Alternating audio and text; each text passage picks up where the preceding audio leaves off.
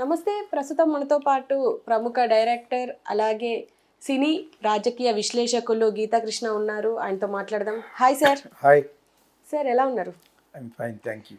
Sir ఇప్పుడు చాలా న్యూస్లు ఉన్నాయి. ఇందులో ముఖ్యంగా జయా బచ్చన్ది ఒకటి బాగా వైరల్ అవుతుంది. ఏంటంటే రాజ్యసభలో తను మాట్లాడుతున్న టైంలో రాజ్యసభ చైర్మన్ జగదీప్ ధన్కర్ ఎవరైతే ఉన్నారో, నువ్వు సెలబ్రిటీ అయినా ఐ డోంట్ కేర్ అని చెప్పేసి మాట్లాడారు. అసలు ఎందుకు సార్, ఏ సిచ్యువేషన్లో అలా మాట్లాడుండొచ్చు అంటారు? ఓకే, చెప్పే ముందు చాలామంది అడుగుతున్నారు మీరు కళ్ళు మూసుకుని మాట్లాడుతున్నారని. ప్రతి మేధావి కూడా కళ్ళు మూసుకొని మాట్లాడతాడు. ఫర్ ఇన్ఫర్మేషన్, నాకు నేనే ప్రకటించేసుకుంటున్నాను మేధావని. అయినా పర్లేదు, మూర్ఖులు కాబట్టి మీకు తెలియదు కాబట్టి. అందుకని అప్పుడప్పుడు ఇది పెడతా ఉంటాను, వాటర్ రాకుండాను. ఎవరో ఏదో అడుగుతూ ఉంటాడు. సో ఇవాళ ఇది కాకుండా ఇది పెట్టాను సరదాగా, because of this heat and all.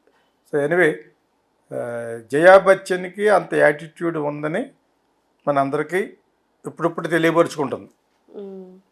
అది విపరీత కాలే ఏదో అంటారు కదా, వినాశకాలే విపరీత బుద్ధి అని ఆవిడ యొక్క బుద్ధులన్నీ బయటపడుతున్నాయి. అక్కడ మొగుడు పడతాడు, ఐశ్వర్యరావు పడద్దు. ఇక్కడ ఎవరు పడతారు? చైర్మన్కి రెస్పెక్ట్ ఇవ్వాలి. చైర్మన్ ఆఫ్ రాజ్యసభ పార్లమెంట్ ఎవరైతే ఉన్నారో, జగదీప్ ధన్కర్ ఆర్ ఎనీబడి, ఓం బిర్లా అయితే పార్లమెంట్లో ఉంటారు, వాళ్ళకి సబ్స్టిట్యూట్ ఉంటారు. ఇక రాజ్యసభలో ఎవరైతే ఉన్నారో ఈ suppose to be vice president. So ఆయన పెద్ద ఆయన కూడాను. సో ఆల్మోస్ట్ ఆవిడ ఏజే ఉండొచ్చు, ఆవిడ కంటే పెద్ద ఆయన కూడా ఉండొచ్చు యాక్చువల్గాను. సో ఇద్దరు సీనియర్ మెంబర్స్ ఆఫ్ పార్లమెంట్ కింద లెక్క. ఆయన బాగా చదువుకున్నాడు యాక్చువల్గాను. ఇండియన్ ఇంగ్లీష్ మాట్లాడినా ఈవిడ ఫస్ట్ టైం నేను ఇలాగ ఎక్కడ చూడలేదు. అంత యాటిట్యూడ్ ఉన్న వల్లనే ఐశ్వర్యరాయ్ దబ్బేసింది. అసలు 17 ఏళ్ళు ఉందంటే అలా ఆవిడ దండేసారు ఇప్పుడు ఐశ్వర్యరాయ్కి. అమితాబ్ బచ్చన్ పడతాడు. అమితాబ్ బచ్చన్ కూడా కొంచెం ఫాల్తూ ఉన్నాడు కాబట్టి, బయటికి వెళ్ళి అధివేశాలు వేస్తాడు కాబట్టి ఇంటికాడ ఏమన్నా పర్లేదు. ఒక డైరెక్టర్, అతని పేరు తెలియదు, మీకే తెలుసు, 2-3 ఫ్లాప్ సినిమాలు తీసి ఒకటి హిట్ సినిమా తీసిన మనవాడే ఒక డైరెక్టర్. ఏదో ఫంక్షన్కి వెళ్తే అక్కడి నుంచి బయటకు పొమ్మంది. అంటే ఇతని వల్ల అమితాబ్ బచ్చన్ బ్యాడ్ హ్యాబిట్స్కి వెళ్తాడని. లేకపోతే బుల్లు కూర్చో అమితాబ్ బచ్చన్, చిన్న పిల్లోడు, నోట్లో వెళ్ళి పెడితే కొరకడాడు, పెద్ద ముదురు. అది ఏదో కౌన్ బనేగా కరోడ్పతి ముందు మొత్తం పోగొట్టుకున్నాడు. అది అదృష్ట ప్రకారంగా బాగా మాట్లాడగలడు కాబట్టి అతనికి అది వచ్చింది. ఇప్పుడు జయా బాద్రి ఈజ్ అ డామినేటింగ్ క్యారెక్టర్ని మరోసారి ప్రపంచానికి ఎలా చెప్పిందంటే, జగదీప్ ధన్కర్ అన్న ఆయనకి టైమింగ్ ఇచ్చాడు మాట్లాడమని. అంతకుముందు చాలామందితోటి అపోజిషన్ లీడర్తో మాట్లాడుతున్నప్పుడు కూడా ఎప్పుడెప్పుడో ఏదో అన్నాడట, బయటకు వచ్చి చెప్తుందని. బుద్ధిహీనని ఎవరెవరినో బుద్ధి తను అన్నాడు, ఎవరు అన్నాడు బుద్ధిహీనని. చాలా అన్పార్లమెంటరీ, ఇది అన్పార్లమెంటరీ లాంగ్వేజ్ కదా. వాడు ఎవడన్నా బుద్ధి లేకుండా మాట్లాడితే నేనే అంటాను ఇక్కడ, బుద్ధిహీనుడా, మూర్ఖ అంటావా, అలా అని ఉంటాడు. అంటే మరి చైర్మన్ అన్న తర్వాత నువ్వేమంటే అది వింటానికి చైర్మన్ ఎందుకు? మరి మీకు మీరే ప్రశ్నలు వేసుకొని మీకు మీరే మాట్లాడేసుకోవచ్చు కదా. మీకు మీరే మోడీ దగ్గరికి వెళ్ళిపోయి ఇలా అరేచ్చు కదా.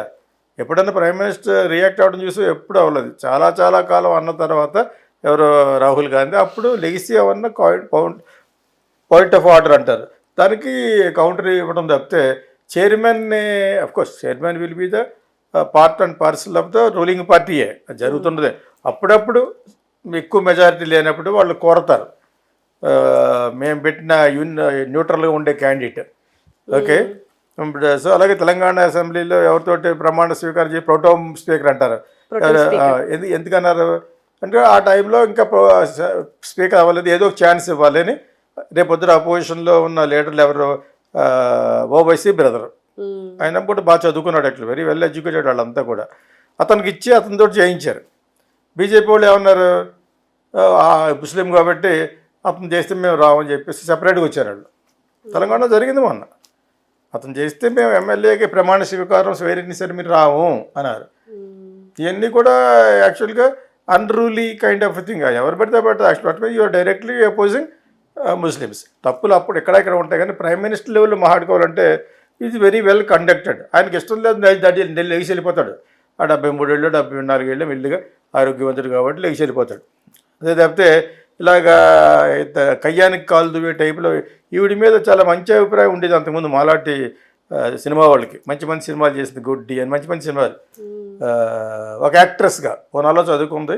పూనాలో చదువుకున్నప్పుడు అమితాబ్ బచ్చన్ కూడా పూనా ఫిల్మ్ ఇన్స్టిట్యూట్ చదువుకున్నప్పుడు వీళ్ళిద్దరు లవ్లో పడి తర్వాత బయటకు వచ్చిన తర్వాత వీళ్ళు యాక్టర్లుగా ట్రై చేస్తున్నప్పుడు మళ్ళీ కలుసుకుని పెళ్లి చేసుకున్నారు. ఇది ఆవిడ చరిత్ర. సో ఇప్పుడు 1000 కోట్లు సంపాదిస్తారు కాబట్టి ఆఫ్టర్ కౌన్ బనేగా కరోడ్పతి. సో చాలా డామినేటింగ్ క్యారెక్టర్. విమన్లో కొంతమంది ఉంటారు, గయ్యాళ్ళు అంటారు కదా, గయ్యాళ్ళ అనిపించింది. నీకున్న ఎడ్యుకేషన్ అయిపోయింది. స్పీకర్ని అంటది, నేను చూశాను, కంప్లీట్గా చూశాను. ఇప్పుడు legacy Jaya Bachchan, it is your time అని చెప్పాడు. మీరు చైర్మన్ అయితే ఉండొచ్చు, కానీ యువర్ ఆల్సో మాతో అదే కొలీగ్ మెంబరే కదా, మీరు చైర్లో కూర్చున్నంత మాత్రాన మీ టోన్ గురించి మాట్లాడాడు. అసలు బుద్ధి ఉందో ఆవిడకి? అసలు most అన్రూలెడ్ ruthless lady.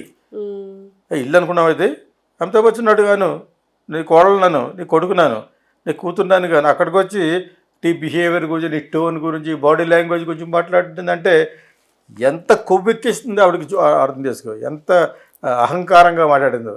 She's Rajya Sabha member from Samajwadi party. Whatever it is not at all correct.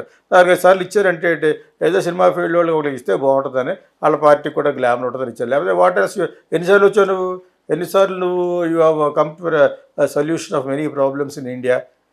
ఇది ఒక భారత్ నిర్మాణం చేస్తున్న సమయంలో నువ్వు వచ్చి ఈ విధంగా పార్లమెంట్లో మాట్లాడితే ప్రపంచం అంతా చూస్తూ ఉంటుందని చెప్పేసి అతను చాలా బాగా మాట్లాడాడు. ఆ స్పీకర్ స్పోకెన్, నేను కంప్లీట్ వర్డ్ టు వర్డ్ అని ఫాలో అయిన యాక్చువల్గా. తర్వాత యూ మేబీ ఏ సెలబ్రిటీ అని కూడా అన్నాడు ఆయన. అనవసరం లేదు యాక్చువల్గా. There you are the superior, you have been given a chairman to chair the whole thing and also conduct the entire Rajya Sabha కదా. అటువంటి సందర్భంలో ఆయన, నువ్వు సెలబ్రిటీ అయినా నాకేంటి, నువ్వు నాకు స్కూల్ పాఠాలు నేర్పుతున్నావు అన్నాడు. ఆవిడ వెనకాల నుంచి ఒక ఆవిడ సెలబ్రిటీ అలాగే తను కూడా పార్లమెంట్ అని అన్నాడు. బట్ సరిపోయిందా? ఆయన ఇంకా చాలా కంట్రోల్ చేసి కూర్చోండి అని చెప్పేసి అతను చెప్పాలనుకుంటుంది బాగా చెప్పాడు. 1942లో ఏం జరిగిందో, తర్వాత ఏం జరిగిందో, గాంధీజీతో ఏం జరిగిందో, ఇవన్నీ కూడా అపోజిషన్ పార్టీ అంటే ఎంత వాల్యూ ఇవ్వాలి. That is what called India. India is a peaceful country.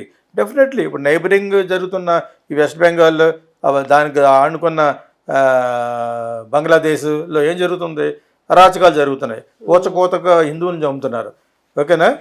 So ఇదంతా కూడా ఇంతలా ఉన్నప్పుడు కూడా మన దేశం ఒక విధంగా చెప్పాలి, foreign affairs Modi is very good. ఎందుకంటే ఇక్కడ లోకల్ పాలిటిక్స్, డర్టీ పాలిటిక్స్ ఎందుకని అంటే వాళ్ళ పార్టీలోకి ఈ డర్టీ పీపుల్ని ఎంటర్ చేసుకుంటున్నారు.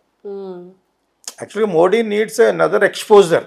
వాట్ కైండ్ ఆఫ్ ఎక్స్పోజర్ అంటే తర్వాత చెప్తాను నేను. ఆ ఎక్స్పోజర్ కావాలి ఇండియాలో. ఆ ఎక్స్పోజర్ ఉంటే జనాలకు చాలామందికి తెలియట్లేదు. ఇప్పుడు నిర్భయ అనే చట్టం ఉంది, దానికి ఎక్స్పోజర్ లేదు. ఎంత చెప్పినా కూడా రేపులు జరుగుతున్నాయంటే అడిగి తెలియదు అనమాట. అది మీకు అర్థమైందా? అటువంటి ఒక ఎయిడ్స్ ఉంది, ఎయిడ్స్ గురించి ఎంత క్యాంపెయిన్ చేశారు, అంత చేస్తే ఒక లెవెల్కి కంట్రోల్ అయ్యి ఉంటుంది కదా. ఇలా ఉంటే ఇటువంటి పనులు చేస్తే మీరు కాండోమ్ వాడకపోతే ఇలా జరుగుతూ ఉంటుంది అని చెప్పేసి మళ్ళీ వాళ్ళని సముదాయించడం కోసం ఎయిడ్స్ అనేది శాపం కాదు, చాలా కాలం బతకొచ్చు, ఇటు బీన్ కంట్రోల్డ్ మెడికేషన్లో ఉండాలని చెప్పేసి ఇది చెప్పి అది చెప్పి ఇంతలా ఏ దేశం ఉండదు. యాక్చువల్గా భారతదేశం is a very peaceful country compare to other country. ఏమి జరుగుతుందో చూస్తున్నాయి కదా. ఇప్పుడు లండన్లో బ్రిటిష్లో ఏం జరుగుతుందో కదా. బ్రిటిష్లో what is happening? Burning. Islam get out అన్నారు డైరెక్ట్గా. మనం ఎప్పుడు అలా అనలేదు. ఇప్పటి వరకు సెక్యులర్ అనే పేరు మీద ఉన్న వాళ్ళు అంతే, అయినా కూడా గెటౌట్. ఇవి డోంట్ లైక్ గెటౌట్. అందులో ఎక్స్ట్రీమిజం, ఇక్కడ ఇస్లాం టెర్రరిస్టులు ఉన్నారు, అవుట్ అని మొత్తం అందరూ ఇచ్చారు. యాక్చువల్లీ దాని గురించి సెపరేట్గా మాట్లాడదాం ఉన్నాను, ఇందులో కలిసి చెప్పేస్తాను. ఇస్లాంని బయటకు పొమ్మన్నారు, మాకు ముస్లిమ్స్ వద్దు. సిగ్గులేదటి బ్రిటిష్లో లాంటి ఒక కంట్రీ. కానీ నేను కింద ఒక కామెంట్ పెట్టాను, కర్మని. మీరు ఎంతో మంది ఎన్నో కంట్రీలకు, ఇండియా లాంటి కంట్రీలకు వచ్చి 200 సంవత్సరాలు 250 సంవత్సరాలు వచ్చి వీళ్ళని స్లేవిల్ చేసి వీళ్ళని విడగొట్టి మత వివాదం పెట్టి ఇక్కడ నుంచి ఇక్కడ ఉన్న ప్రాపర్టీస్ని కూడా పట్టుకెళ్ళిపోయారు. మన ప్రాపర్టీస్ మన దగ్గర ఉన్న పెద్ద పెద్ద వజ్రాలు, వైడూర్యాలు అక్కడ ఇంకా చాలా ఉన్నాయి. సో ఎటువంటి బ్రిటిష్ ఈ రోజులాగా ఎందుకు కొడుతుంది? ఆర్థికంగా చితికిపోయారు UK and Europe also. So and also ఇటువంటి ఘర్షణలు ఇవన్నీ ఎందుకు జరుగుతున్నాయి? బికాస్ కర్మది. కర్మ అనేది మనుషులకి అందరికీ వైపిస్తుంది. ఇప్పుడు బ్రిటిష్ అనేది ఎప్పటికెప్పుడు ఎటువంటి కంట్రీ, ఎంత ఇంటెలిజెంట్ పీపుల్ వాళ్ళు కానీ జర్మన్స్ కానీ both are suffering because of the karma. One day comes for them also. But వాళ్ళ పాయింట్ ఆఫ్ వ్యూ చూస్తే ఇది కూడా చెడ్డదే. ఆయన అదే నా నైబరింగ్ కంట్రీలో ఏం జరుగుతున్నాయో గమనించారా అని చెప్పేసి స్పీకర్ అంటాడనమాట. అటువంటి సందర్భంలో భారతదేశం అనేది చాలా సుభిక్షంగా, చాలా ప్రశాంతంగా ఉన్న కంట్రీ. ఇక్కడ రేగొడతారు. ఈవెన్ రాహుల్ గాంధీ ఆల్సో తప్పు అది. ఎక్కడా కూడా నీకు ఇదే గది పడుద్ది, ఎక్కడా కూడా సివిల్ వార్ వస్తుంది, అది మనసులోకి వెళ్ళకూడదు. ప్రజల మనసులోకి వెళ్తే సింధు కదా అనుకుంటారు. అక్కడ ఒక పక్కన జరుగుతుంది, మన టెంపుల్స్ని పగలు కొడుతున్నారు, లైవ్గా కాల్చారు చాలామంది, 30-40 మంది. అండ్ ఆల్సో ఒక పెద్ద 5 స్టార్ హోటల్ బిలాంగ్ టు ఈ హసీనా గ్రూప్ అని చెప్పేసి అక్కడికి రమ్మని చచ్చిపోయారు. ఇంత అరాచకం ఇంకా పైకి రావట్లేదు చాలా న్యూస్. సో ఇటువంటి ఏమీ జరగకుండా ఉన్న భారతదేశంలో కూడా రేకొడతారు. Rahul Gandhi is very wrong ఆ విషయంలో. కొన్ని విషయాలు ఇండియా కూటమికి సపోర్ట్ చేయవలసి వస్తుంది. ఎందుకంటే డెమోక్రసీ బతికుండాలి కాబట్టి. పూర్తిగా మోడీ గారికి చేస్తున్నట్టుగా ఉండకూడదు. ఆయన పర్సనల్గా నేను లైక్ చేస్తాను, నాలాంటి వాళ్ళు చాలామంది లైక్ చేస్తారు. కానీ ఆయన పార్టీలో ఉన్న సిద్ధాంతాలు నాట్ కరెక్ట్. ఓకే, ఆ విషయంలో రాహుల్ గాంధీ పాయింట్అవుట్ చేసిన మోహియా మొయిత్రీ పాయింట్ చేసిన ఎవరు చేసినా కూడా we accept, because that is the correct. అటువంటి క్వశ్చనింగ్ ఉండాలి. జయా బచ్చన్ కూడా అటువంటి క్వశ్చన్ వేసిన ముందు, శేఖర్ సార్ మీ బిహేవియర్ కరెక్ట్ లేదు, ఇలాగ నేను అక్కడ ఇది ఫస్ట్ టైం చూడడం నేను. ఈవెన్ దో ఈ బిహేవ్స్ మన స్టేట్ గవర్నమెంట్లో అయితే ఆయన పోతున్న నా ఫ్రెండ్ ఆయన కూడా అతను ఏదో చెప్పాను బయట, నీకు దమ్ముంటే రా అని ఎవరిని అడుగుతున్నాడు జగన్ని. అసలు స్పీకర్గా you should be neutral. Speaker ఎందుకు ఇస్తారు? You should be neutral. నీ యొక్క మనోభావాలు లోపల ఉంటే నీ లోపల పెట్టుకోవాలి, కానీ బయటికి చెప్పకూడదు. మీరు చెప్పచ్చంటే I'm a social man, I'm a citizen, I'm a netizen. We have to point. మీరు పాయింట్ అవుట్ చేసి మేము పాయింట్ చేస్తాం. అంతేగాని ఈ జయ బచ్చన్ లాగా అదర్ చాలా బాగా మాట్లాడాడు. ఇంక అందుకంటే జయ బచ్చన్ యూ స్పీక్ అన్నాడు. ఎంత జీబలుపు అంటే ఆవిడకి చాలా చాలా తప్పు యాక్చువల్గా. మళ్ళీ ఆ వీడియోలో మస్ట్ రీచ్ హెయిర్ యాక్చువల్గా. Translated version of whatever it is not correct. What are you trying to tell? What did you do to the country? You and your husband డబ్బులు తీసుకుని అడ్వర్టైజ్మెంట్ చేస్తాడు గుజరాత్కి. డబ్బులు తీసుకుని నిరోధకు చేయమన్నా యాడ్ చేస్తాడు. అది అక్కడ ఇది ఏదో చూడడు, ఒక క్యారెక్టరిస్టిక్ లేదు. మరి అటువంటిప్పుడు నువ్వు పెద్ద మహాత్మా గాంధీ మదర్ తెరీసాలో మాట్లాడతావు. బయటకు వచ్చి వల్ల షీ స్ట్రైంగ్ టు గివ్ వివరణ ఇస్తుంది అనమాట. ఎలా మాట్లాడాడు, అలా మాకు బుద్ధిహీనం అన్నాడు. బుద్ధిహీనంగా మాట్లాడి బుద్ధిహీనంగా అంటాడు. ఇప్పుడు లంజాలు ఆవిడేం తిట్టడు కదా. అక్కడ ఏమని చెప్తారు, కొంచెం పాలిష్ భాష మాట్లాడతారు. బుద్ధిహీన్, రాజనీతి తెలియదా, నీకు అది లేదా అంటారు. స్పీకర్ అంటా మరి అక్కడ గంతులు వేస్తూ ఉంటేనే. ఒకప్పుడు నగటపాటి రాజగోపాల్ ఎవడో స్ప్రేకి ఏదో పట్టుకెళ్ళారు కదా, పెప్పర్ స్ప్రే. అటువంటిప్పుడు ఏమంటారు? ఇటువంటివి అంటారు. నువ్వు బుద్ధిహీనమైన పని చేసి బుద్ధిహీనుడా. నేను అంటాను అప్పుడప్పుడు మూర్ఖుడా అని. కింద పెడతా ఉంటాను, మూర్ఖుడా, నాలెడ్జ్ లేని ఇడియట్ అని తిడతా ఉంటాను. లేకపోతే లేదని చెప్తాం. లేదంత సిగ్గుపడి ఎక్కువ హుషారు సాగర్లో పడి రావాలి. అంతేగాని దానికి మళ్ళీ సమర్థించుకుందాం అనుకో జయ బచ్చన్ లాగా ఉంటుంది. అది అలాగన్నాడు ఇలాగ అనరా మరి. బుద్ధిహీనమైన పనులు చేస్తే బుద్ధిహీనం అంటాడు. అది చాలాసార్లు పాటది ఏ చెప్తుంది. నాన్ సెన్స్ బయటకు వచ్చి చెప్పిన దానికి తన దగ్గర పాయింట్ లేదు.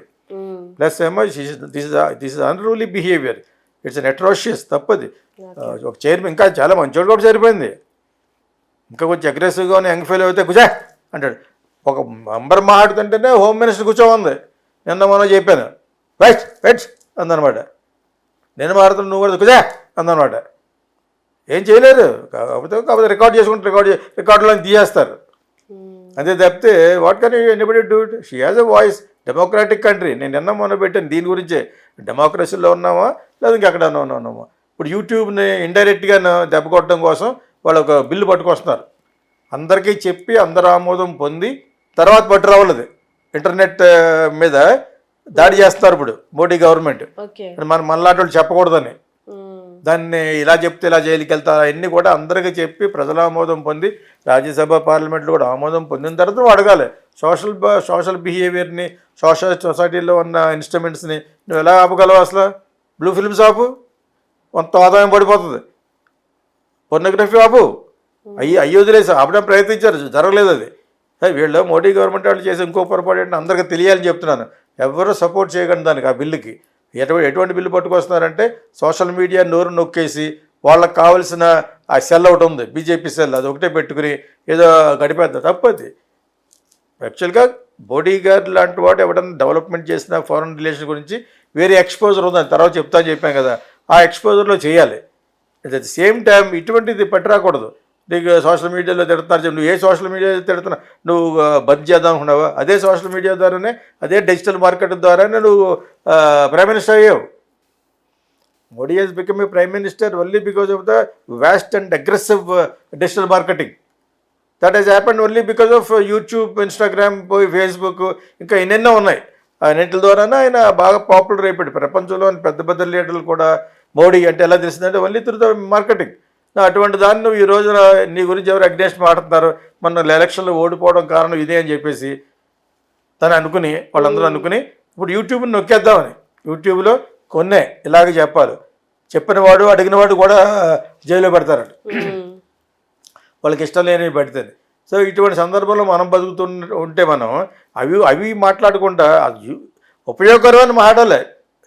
శ్రీమతి జయ అమితాబ్ బచ్చన్ ఇప్పుడు మనం అంటే మనల్ని అంటుందా, మనల్ని బాడీ లాంగ్వేజ్ ఏంటి, ప్రజాస్వామ్యంలో కూర్చున్నావు నువ్వు, ప్రజాస్వామ్యంలో కూర్చున్నప్పుడు అక్కడికి వచ్చి సెలెక్ట్ అయ్యి కూర్చున్నప్పుడు రాజ్యసభలో you must bear all these things. నేను చాలాసార్లు అంటాను, పొలిటీషియన్స్ చంద్రబాబు నాయుడిని మన పవన్ కళ్యాణ్ని తిడతా ఉంటారు కదా బండబూతులు, అలా నేను పడ్డాను. బికాజ్ నాకు ఓట్లు వద్దు, I'm only A man who was trying to tell you, educate you, this is happening అని. నువ్వు నాకు ఓట్లు వద్దు, నీ డబ్బులు వద్దు, బొంగుగాళ్ళు ఎలా ఉన్నా, ఓన్లీ ఫిల్మ్ స్కూల్కి సంబంధించి వస్తే చేరితే డబ్బులు తీసుకుంటాం అంతే తప్పితే నో, నేను రైట్ఫుల్గానే సంపాదించుకుంటాం కాబట్టి మనం పడవలసిన అవసరం లేదు. అందుకనే మనం ఎందుకు పెడతాం, కొన్ని నిబంధనలు పాటించి కామెంట్ చేయంటారా వెదవల్లారా అంటామా, అది కూడా తెలియదు, వాడు పై చదవాలని కూడా తెలియదు. వాడు యాక్టర్ గురించి మాట్లాడా, వాడు ఈయన ఫ్యాన్ అన్నాడా, ఇవే చూసుకుంటారు అన్నమాట. వాళ్ళు మూర్ఖులను బుద్ధిహీన అనకపోతే ఏమంటారు, అటువంటి బుద్ధిహీనరాలే జయ బచ్చన్. తప్పున్నారా, what she has done is not at all correct. Okay.